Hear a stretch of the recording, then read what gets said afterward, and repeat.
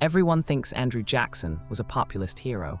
The Second Bank of the United States tells a different story. 1816. Congress chartered the Second Bank of the United States. It was meant to stabilize currency and manage government finances after the War of 1812 left the nation in debt. The bank held federal deposits, issued notes, and regulated state banks. For the first time, there was a centralized financial architecture. Few understood what would happen when one man decided to tear it down. Andrew Jackson became president in 1829. He saw the bank as corrupt, controlled by wealthy elites, issuing paper money that ordinary citizens couldn't trust, charging fees that favored the rich. He wasn't entirely wrong about the problems, but he also didn't fully grasp what would replace it.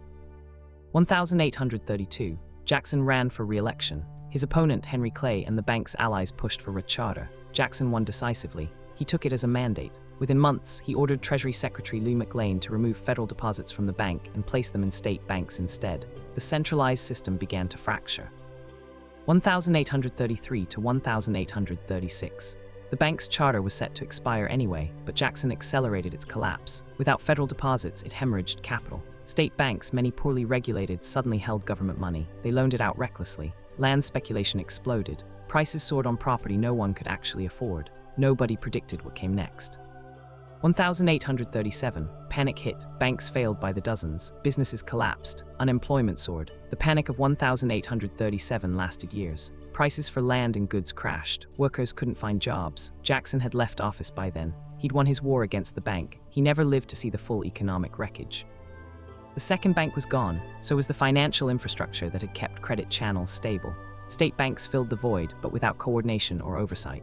Boom and bust cycles became the norm. The instability persisted for decades. It took another crisis, the financial panic of 1907, before the Federal Reserve was created to restore centralized control.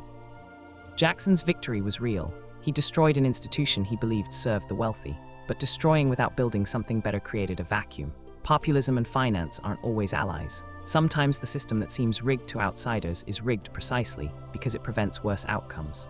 The price of ideological purity was paid by ordinary workers in breadlines. This video is for educational and informational purposes only and is not financial advice. Always do your own research. Subscribe for weekly deep dives into how financial systems shaped and sometimes broke nations. This video is for educational and informational purposes only and is not financial advice. Always do your own research.